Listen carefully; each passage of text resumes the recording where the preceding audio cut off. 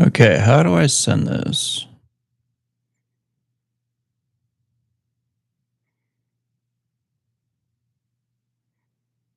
Hmm.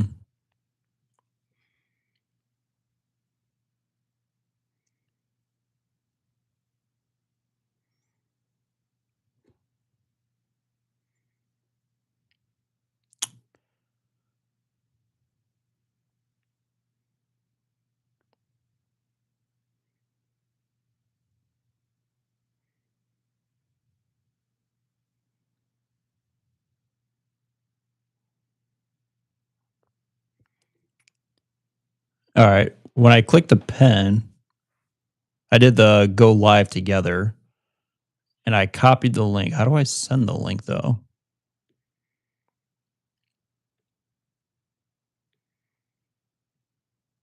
Hmm. I have returned. Thank you. Appreciate that. All right, now can I send this somehow? How do I do this? Nope. We're on the stupid green screen again.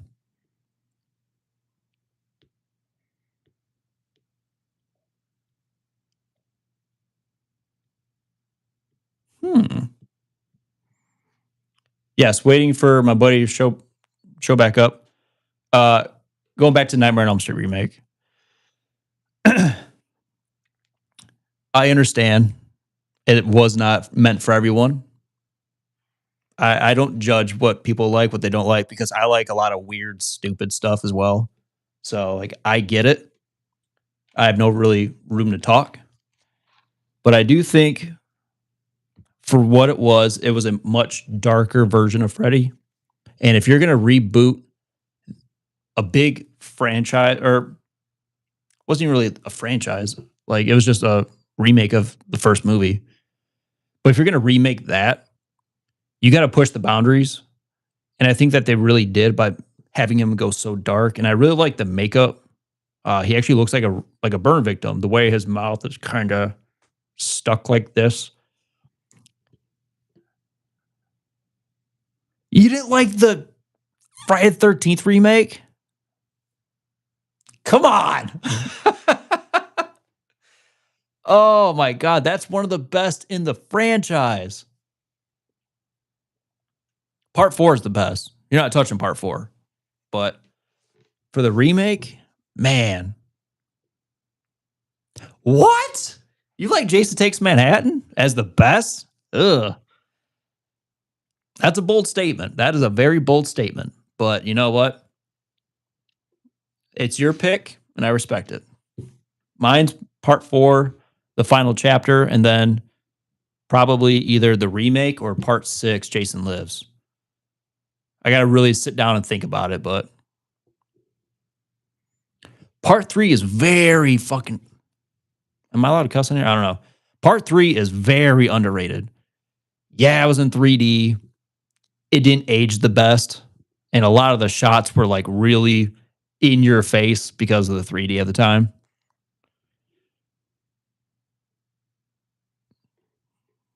Valid argument. Valid argument. But you know what? Tommy Jarvis outsmarted him, and Jason's not really a brainiac to begin with. He's got really good like survival skills and like hunting skills and everything like that, but he just got outsmarted by a little kid. I can't argue that. But Tommy Jarvis, one of the best characters in that franchise. He's like the Laurie Strode of that franchise.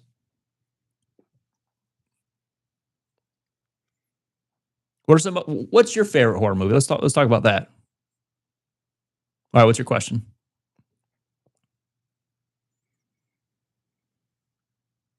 Please answer correctly.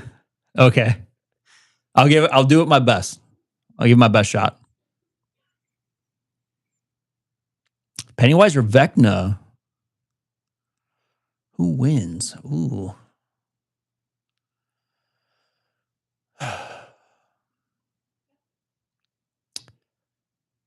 If you really break it down logically, I would definitely have to say Pennywise wins because he's like what is he, like a celestial being or something like that? Like he's super powerful. He's super old, but like he feeds on people's fears. And when you watch Stranger Things, Vecna is very like he wouldn't go into the cave. He wouldn't go into the mine shaft because he didn't want to like relive that pain again. So like I feel like if Pennywise like played and tapped into that, I feel like he would get the upper hand. He can. My only argument though, my only argument is in It Chapter 2, they like bully him. It's like calling him like you're small, you're tiny, man. And that beat him. That was a little like, dude, you're literally a god. And this is you get defeated by this. You know what I mean? It was very like I love It Chapter 2. It was just very anticlimactic towards the end, like when he got defeated. I was expecting like a big brawl, like a big scuffle or something. And we just got that. Episode 8 shows that he never died. And he went back in time to kill their parents. I didn't see episode 8. I'm only on episode 5. Ooh.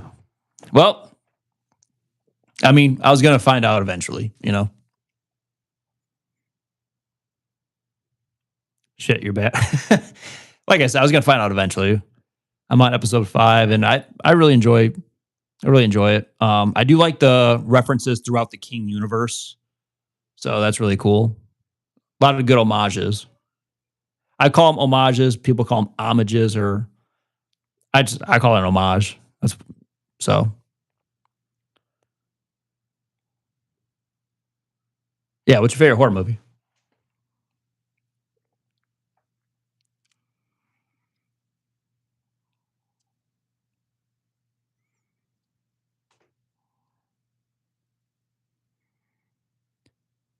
Obviously, mine, Scream.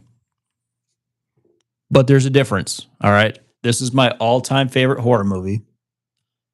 But the greatest horror movie is 1978's Halloween, the original.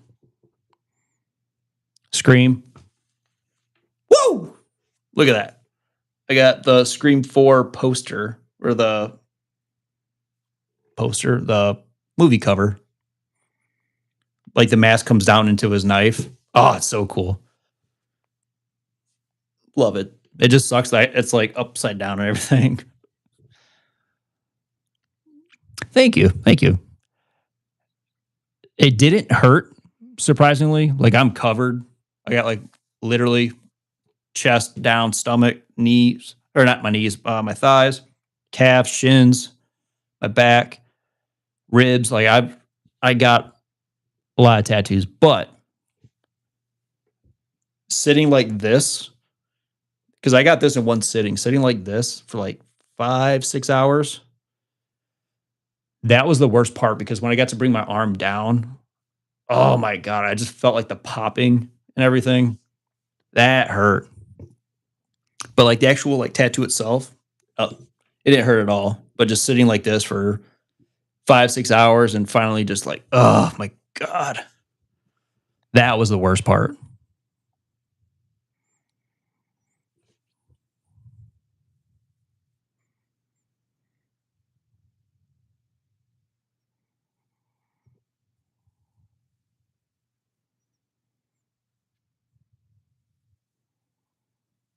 What are some other horror movies you like?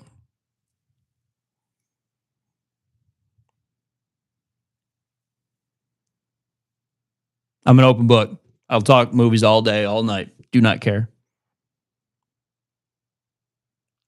Do you prefer the original the Tim Curry like TV series, or do you like Bill Skarsgård?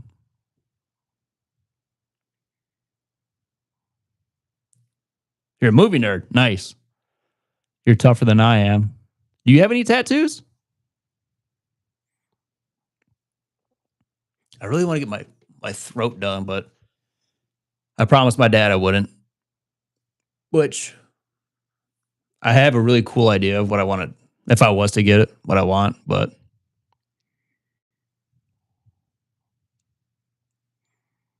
like, I have a barn owl because that's my all-time favorite animal. Which, yeah, my favorite tattoo. But I really want like get another owl, and I want the wings to come up and go like up my jawbone or my jawline because I got tattoos behind both ears. But I thought it'd be like really cool to have like the wings kind of come up and like form around my jaw. I think that'd be really cool.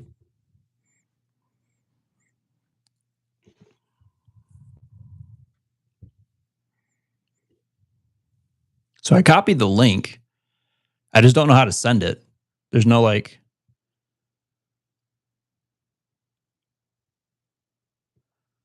If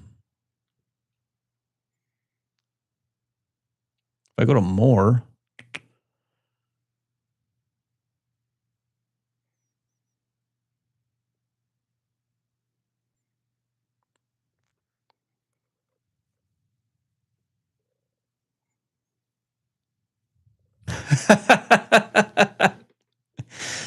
I feel it.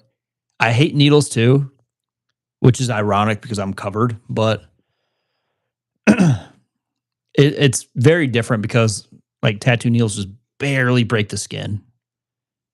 Like needles in movies where they like the fluid shoots out of it. No, nope, not happening. Because that needle's like this long. You know what I mean? It's ridiculous. And like whenever I go to the dentist and like I see them put the needle like going towards my mouth, I like clamp down on the chair, like even though I'm numbed up, I'm just like, God, this sucks.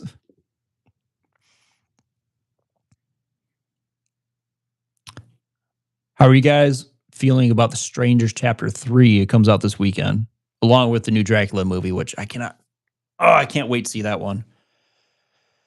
Strangers Chapter 3, though, good God. Not excited for it. But I love Matt LePetch, and I got to finish out the trilogy. It's nowhere near as strong as the original Strangers or Pray at Night. But for this remake, reboot trilogy, Chapter 1, one of the absolute worst movies I've ever seen. Hands down.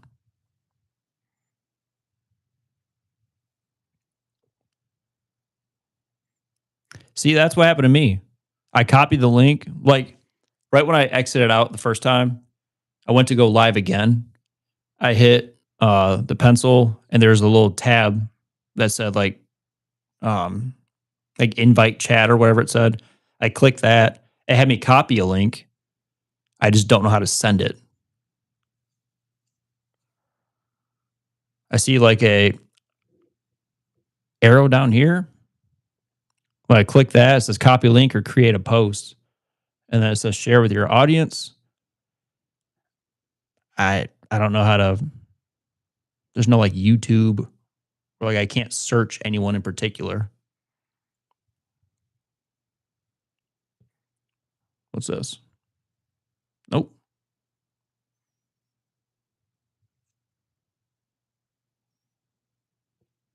Damn it. I just want to go live with you. What's this down here? Same thing, copy link. Damn it. Top chat, live chat, none. Well, that doesn't do me any good.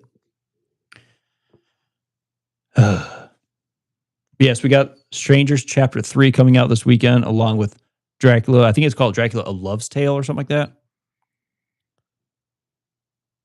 I actually enjoyed Chapter 2, but call bullshit on how much stuff the main girl went through. I'm looking forward.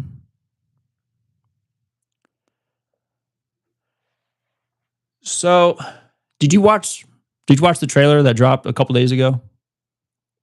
Because I did, and it gave so much away. Like it shows Baghead or Scarecrow. I always call him Baghead. It shows him actually talking. What? Never in a million years would that happen.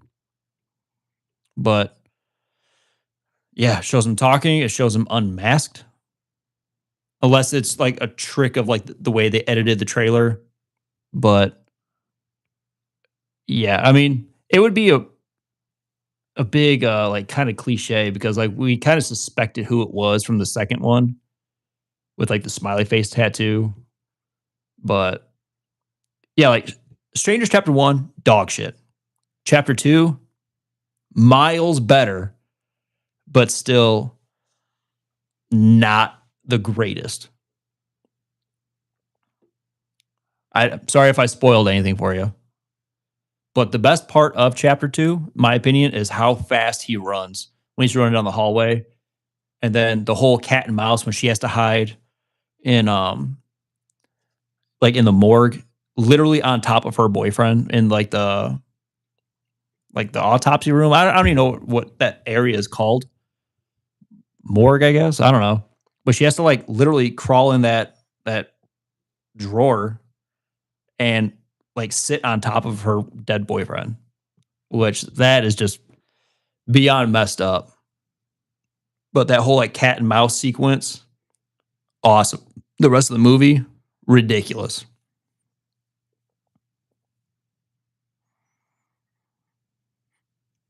All right, yeah.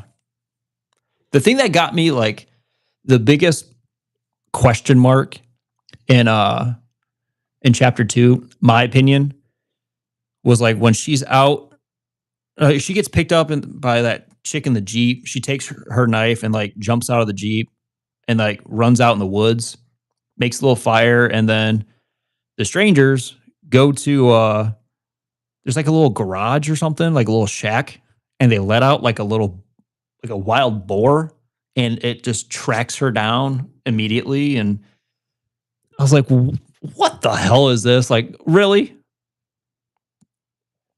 Yeah, it was a great scene. The whole cat and mouse, and like that dude is fast as hell. And he's running at you with an axe. Like, yeah, I'd shit my pants too, you know? But yeah, we got chapter 3 coming out. I gotta watch it. We gotta finish out the trilogy. And then hopefully it ends on a high note. And I've been saying it this whole time. Hopefully it ends like the chapter 3 ends with like them pulling up in their truck and it ties in with like the first one. But when uh James is proposing to Kristen outside that like they're outside their friend's wedding, but like you see the truck pull up in the original. Hopefully it ends like that. Like they pull up and it kind of just ties into that canonically, I guess. I don't know. I think that'd be really cool.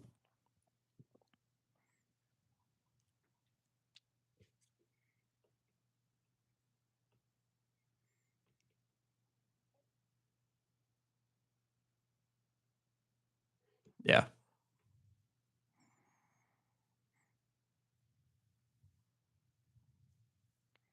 That was the bullshit part. She was almost killed with fresh wounds and this 400-pound animal stands on her. Exactly. Like, are you telling me that they just have it chained up, ready to go at any given moment? It was just like the most absurd, like what the hell moment. And I remember looking over at my wife and I was like, "Are you serious right now? This is happening." Okay.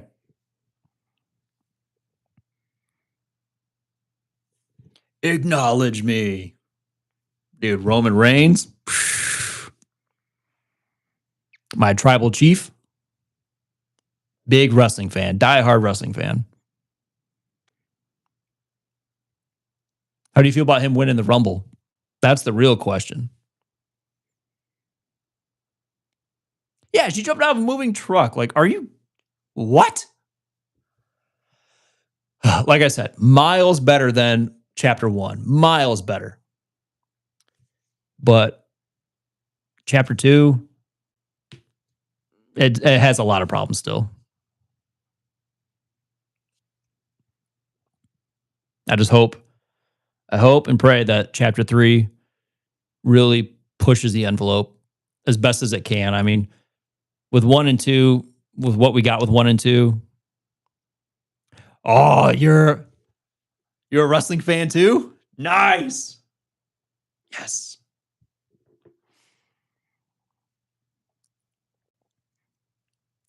Fuck yeah, Roman Reigns, baby.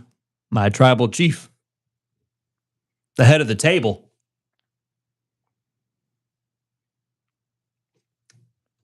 Did you watch him and CM Punk last night, their promo when Raw was going off air? It was the final segment. Them boys cooked each other, but Roman, I gotta acknowledge him.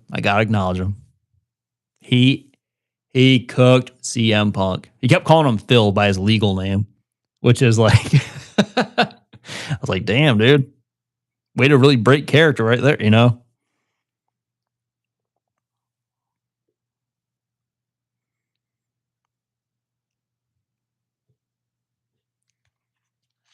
Who's your favorite?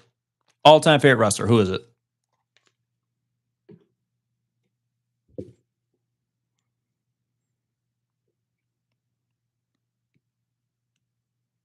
Me personally, Shawn Michaels. You're not touching the Heartbreak Kid, the showstopper, Mr. WrestleMania. He's the GOAT.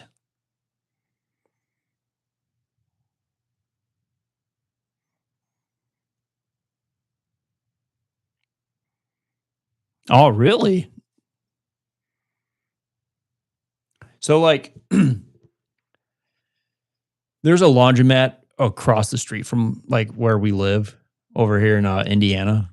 And right when we first moved here back in July, my wife and I, we went across the street to do laundry. And the people's champ, nice. We went over there to do laundry. And as I'm putting clothes in the washer, I just happened to look over and there's like a little bulletin board. And there's kind of like a local show that was like $10 a ticket. And me and my wife we were thinking about going to just kind of like support it and see like a live local show. We sadly we didn't do it, but like I thought it was really cool. HBK. Oh, dude, you got the legends. You got Taker, you got Stone Cold, Antonio, you got fucking The Rock. I mean, dude, all bangers, all solid choices.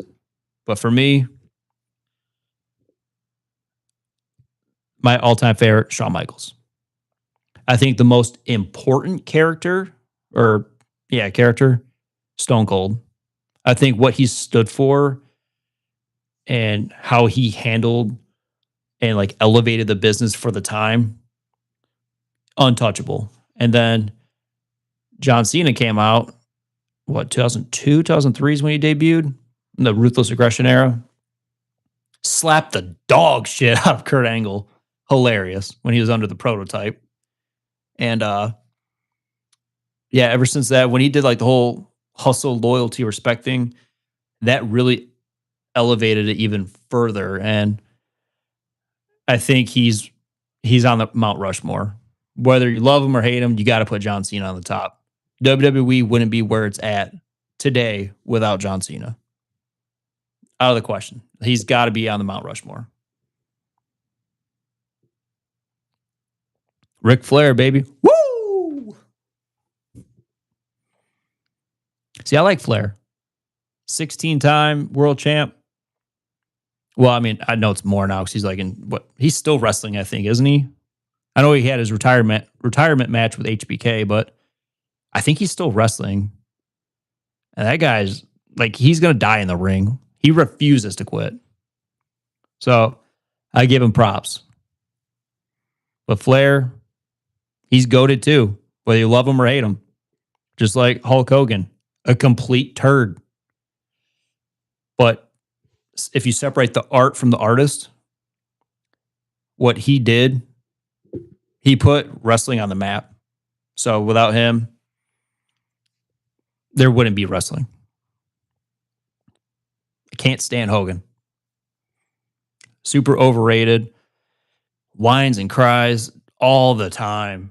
I just, nah, I don't like Hogan. But I do give him respect. I give him credit where credit's due. And like I said, without him, wrestling wouldn't even exist. The Four Horsemen back in the WCW days, man, who was it? It was Arn Anderson. It was Ric Flair. I think it was Chris Benoit too, wasn't it? And then who was the fourth one? Was it Hogan or was it? I don't know. Who was the Four Horsemen? It was Arn Anderson. It was Flair. It was Benoit.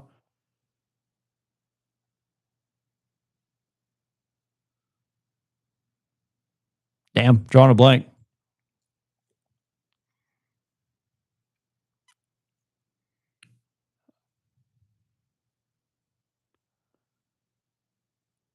Ah, gotcha. All right.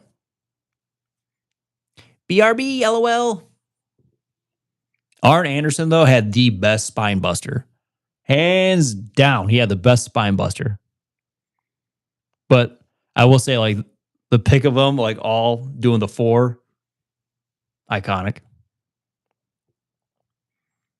But horror movies aside, all right, what is your all time favorite movie? Me, Great Gatsby with Leonardo DiCaprio. I got Daisy tattooed on my leg and like a 1920s, like kind of like a flapper girl style. Mongo.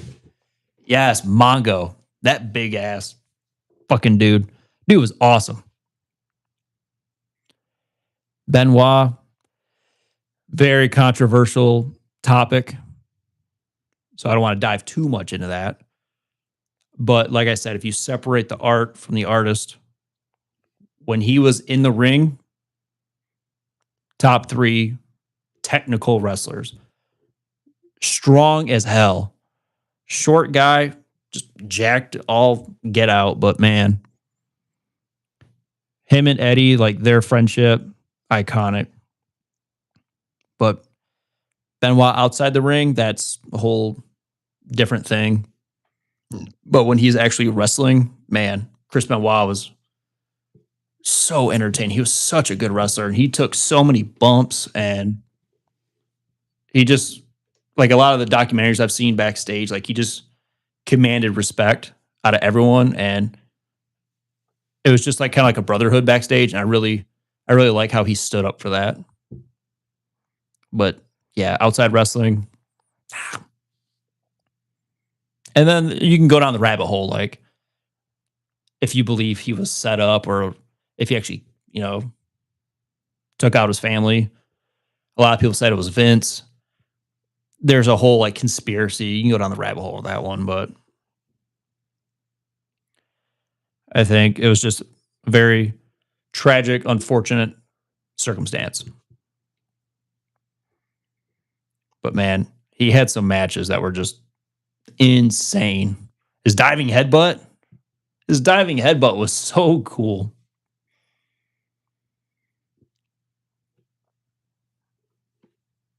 And another good one was it was like the whole ruthless aggression area, but ruthless aggression era.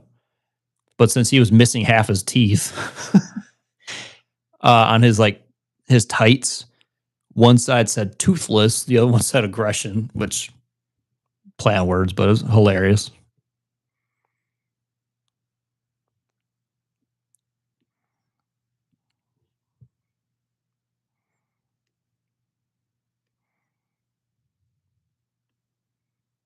Who's your favorite current wrestler?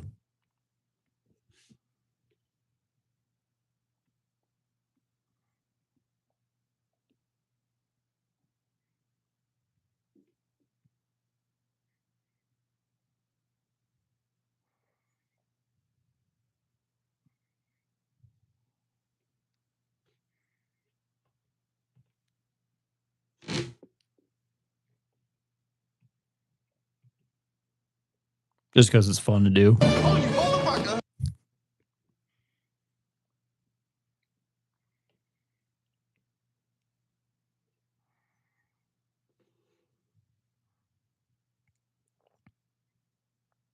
All right.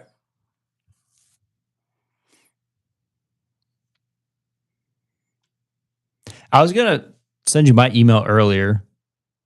I just don't know like how like if I would have left it on like the on my post, how you and I were commenting back and forth. Um I just didn't know if it's possible to take it down right afterwards. That way, privacy. But yeah, if you do that, no problem. Roman though, I love my tribal chief. I have returned.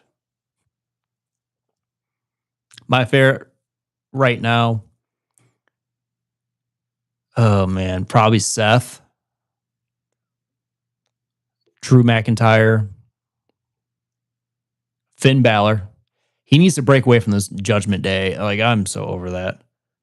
It's funny, haha, but like, dude, it's stale at this point. But Kevin Owens is another solid choice.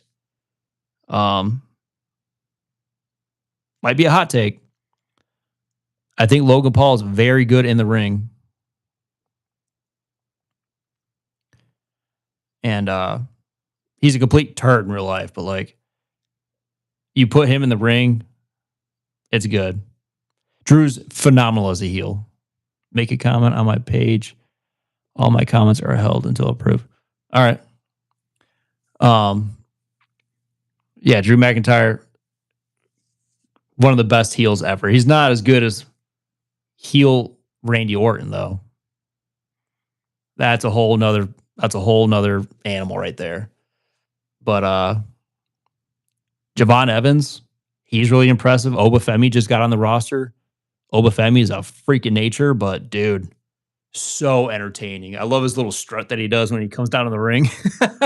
The ruler. I love Obafemi. But my favorite women's, Rhea Ripley, dude.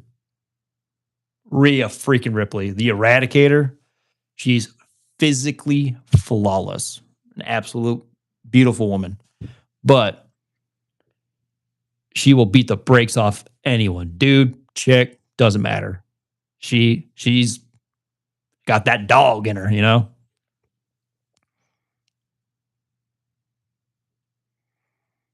Yes. Dude, like, did you watch the Rumble? He obliterated everyone. And on Monday Night Raw last night against the War Raiders, it was a handicap match. It lasted 30 seconds. Stephanie, oh, dude.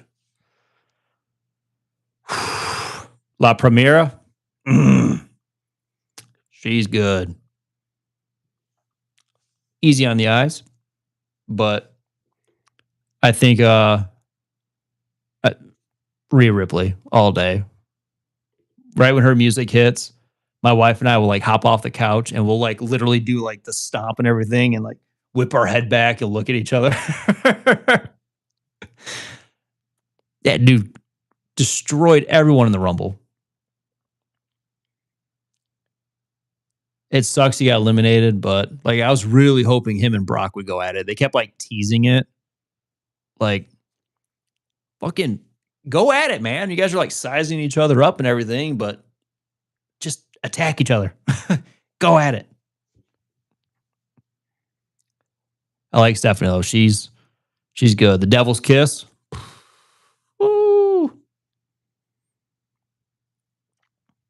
I was really bummed that Raquel lost to her.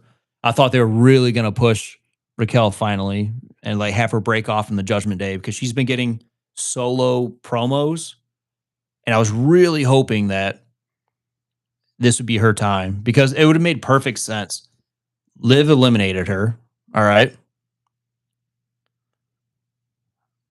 I have to go. Hope you have an amazing day. Thank you. And you too. Appreciate the sub and thanks for hanging out with us. But yeah, like Liv won the Rumble. Well, she eliminated Raquel, won the Rumble. It would have made sense for Raquel to win the belt off Stephanie. That way, Liv has to challenge her at Mania and then finally break off from the Judgment Day. Like, I don't know what Triple H is doing or like the whole creative team is doing, but it's so frustrating. I can go live tomorrow. Yeah. This is actually really fun. It sucks like we're not like FaceTiming like one on one, but I like responding to the comments there. This is really cool. Yeah, I'll be on tomorrow. Probably around the same time.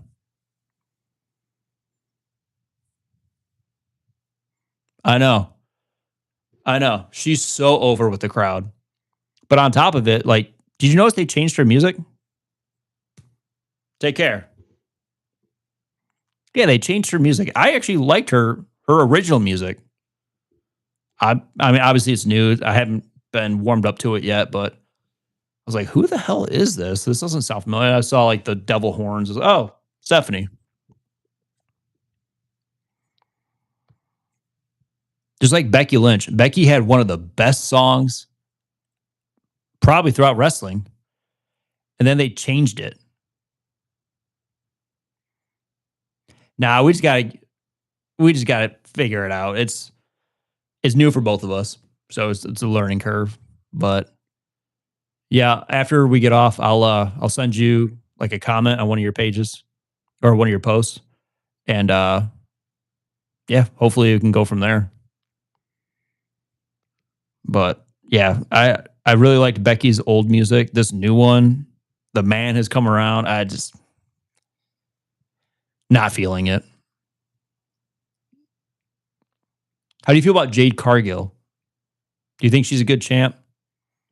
Because like physically flawless, like that physique, incredible. In ring though, I'm not sold. I think she's been a terrible champ. She's defended it what twice in what 3 4 months. All right, I'll do it on a video. But yeah, she defended against Elba Fire. That lasted what a 30-second match, and then she just like I hope Jordan Grace takes the belt off her.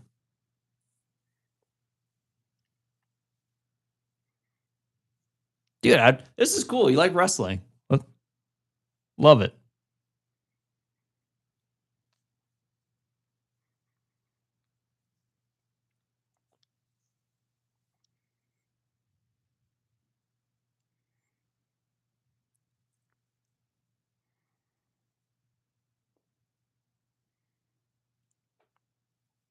I agree. I did enjoy the whole like Bianca Jade storyline when like Naomi attacked her and like Jade was out for a while. That whole thing was entertaining. But like Jade, or excuse me, Bianca Belair's been MIA for like a finger injury for like over a year.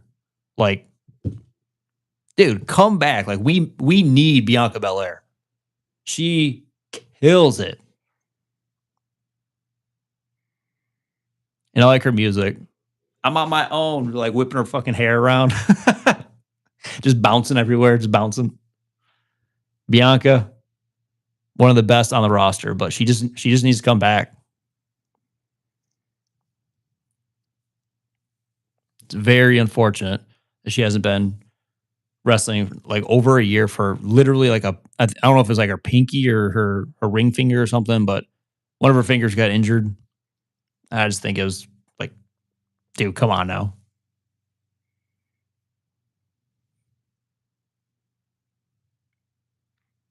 What happened to her finger?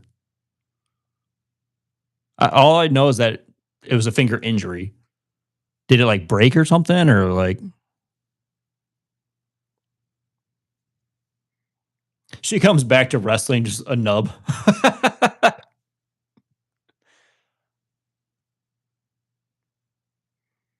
Oh god. Oh yeah. That would suck. I imagine you gotta have like therapy and like recovery and all that. But a year though? That's a long time. It must have like really been like messed up.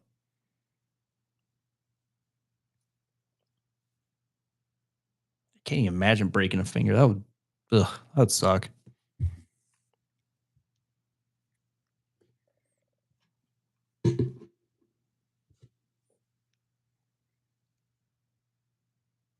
I do not.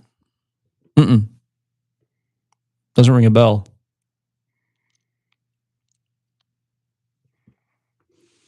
Got my laptop here. I'm gonna actually Google image that. See it. See what it looks like. Terry Holtfinger. Mm-mm. Come on, fire up for me.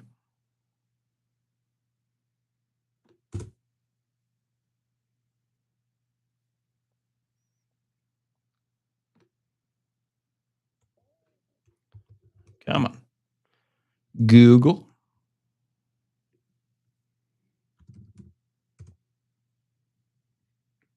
Not connected to the internet. Okay.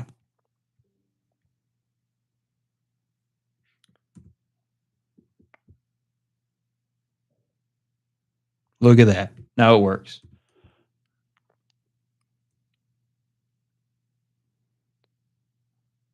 Ooh. Tory Holt. Torry. Holt. Finger. Oh! What the hell? Oh my god. Dude, it's sideways. It looks like that. Like, what the heck?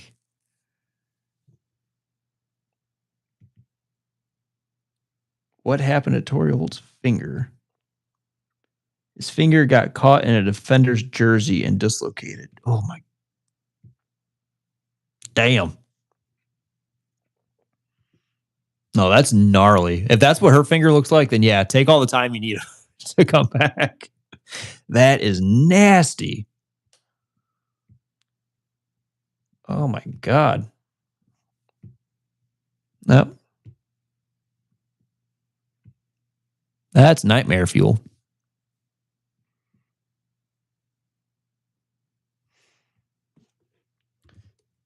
Bianca Belair finger. Maybe should have worded that better. Finger injury. That thing is fat.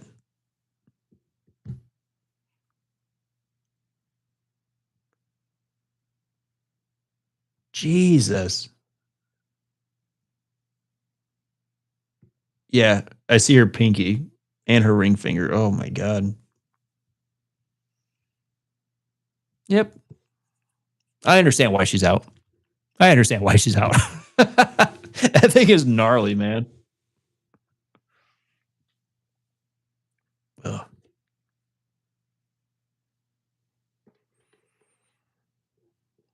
I broke my arm when I was a kid, but like this bone right here sits a lot higher than this one. This one's like kind of flush. This one is raised up a little bit. I don't think this one healed right because, yeah, this one really hurts when I do it. Stings a little. But like my shins, my legs, my wrists, like I've been skateboarding since I was 14 and all the slams and all that stuff. Like I'll roll over in the middle of the night and like my back, my legs just my wife will look at me just it's like, I'm sorry. I'm old. I'm 32 years old, but damn.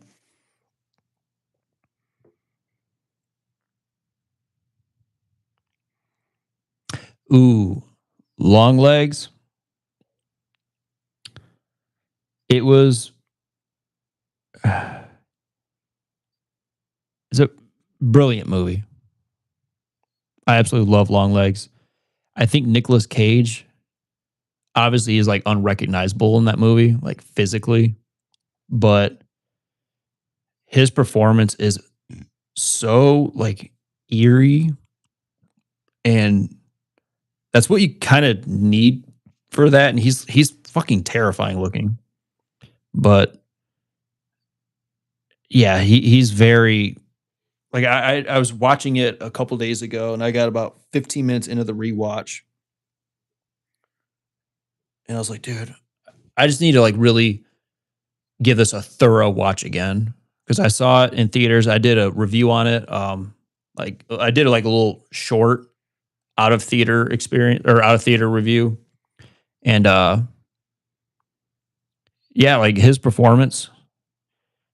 He's done a lot like as of late. He's done a lot of just like random movies, like whatever gets thrown his way. He's like, oh yeah, I'll do it. Yeah, I'll do it. So he's just popping up everywhere in just a bunch of really random movies. But this one was a big like box office success. Jeez, I can't talk tonight. But yeah, like I really like when he does this, you know. And then when he's in the jail cell, like the interrogation room, that whole sequence with him and Micah Monroe, you just feel like uncomfortable. And I know that's what they're trying to like evoke, but man, they did it. Stellar job. And like it really does show that Nick Cage still has it, you know. He's done a lot of just random kind of just bullshit movies. Like, yeah, I'll take it, whatever, here and there. But the fact he really went all out for it. The marketing for it was really cool too. It kept it very kind of like cryptic and just genius.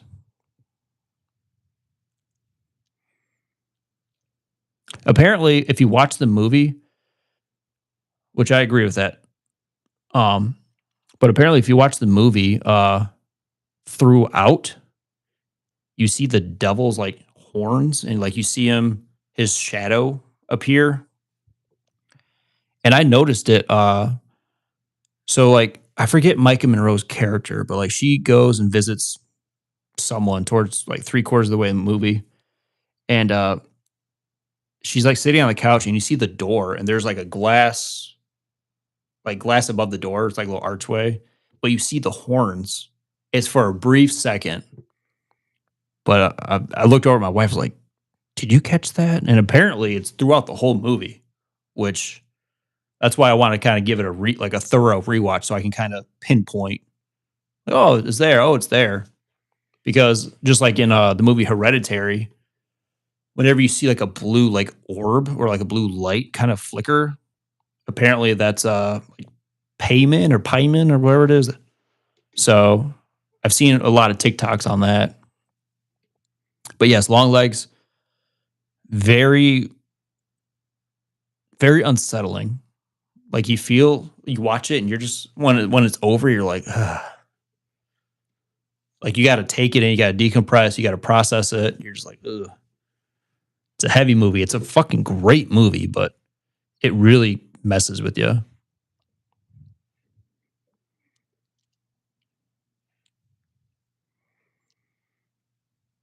And I like her character too. She was very like timid and shy of everyone. She was very like I don't know. She killed it in that movie.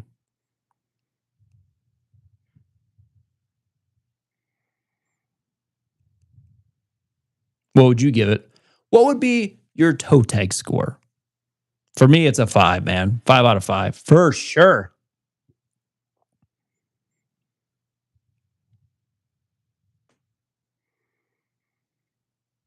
Yeah, you feel dirty after watching it. Like you're just like, ugh. I enjoy like every minute of that movie, but when it's over, like you said, you just feel like, ugh. 5 out of 5 as well. Fuck yeah.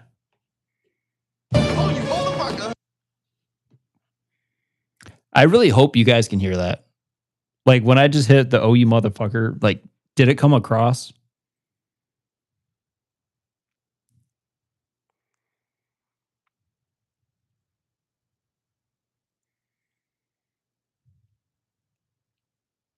Hopefully it did.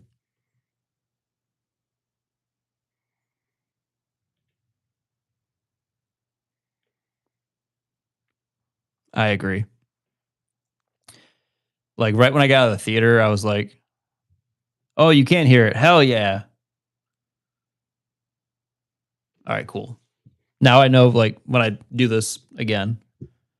Um yeah, like when I did my out of theater I think it was a spoiler review or spoiler free is one of them.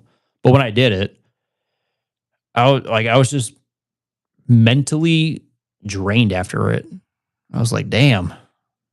Like I really just need to like take it in and just like really process what I just watched, let it like kind of settle and then talk about it. But Nicolas Cage, man, I'm glad he still has it in him. I'm glad he's not like he was kind of like the butt of the joke for a long time with a lot of his random movies that he would do. But man, to see him actually go that hard, loved it, man. My hat's off to him. Hopefully he does more roles like kind of that dark, that twisted. Because if I remember right, like didn't he like live in their basement or something? Because the opening scene, he pulls up to that house, that little girl comes out, and he like peeps around the building and everything. And then right when he leans down, that's when like the long legs title card shows up. But he's so weird looking. And that's the best part of the movie is him.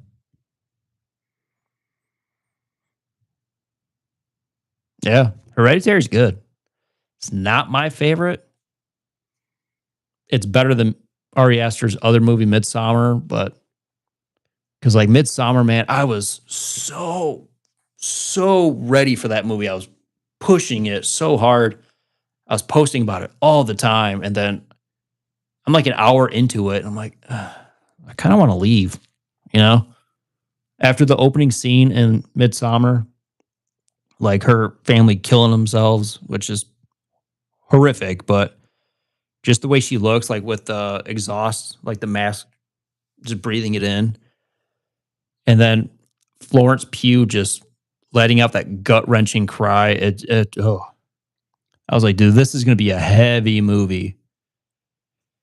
And then oh, an hour in, I'm like, what the hell? Like, where did this go? Like, where did I get off at? You know, like it just didn't make sense, and it was just kind of like all over the place, and it just lost that momentum from the opening scene, at least in my opinion.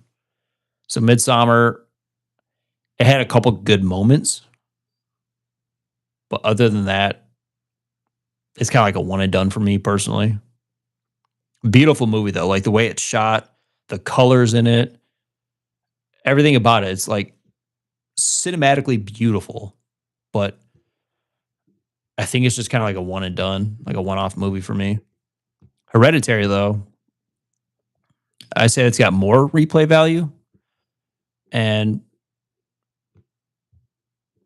I think Tony Collette she got robbed for that movie. She definitely should have got some more recognition for it.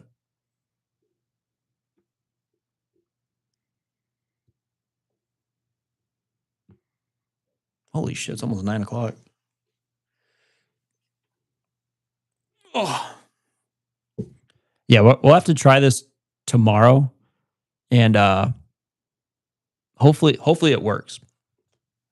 So I'll send you that comment, and then hopefully we can kind of go back and forth.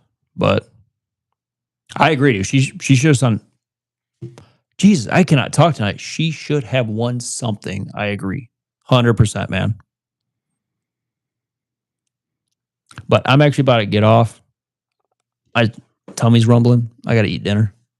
So, but let's try this again tomorrow. Fingers crossed.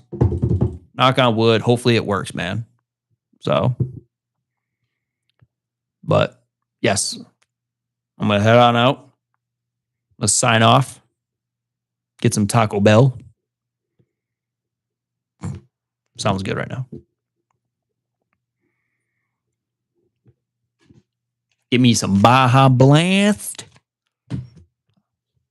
Little Chalupa Supreme. So, all right, buddy. Catch you tomorrow.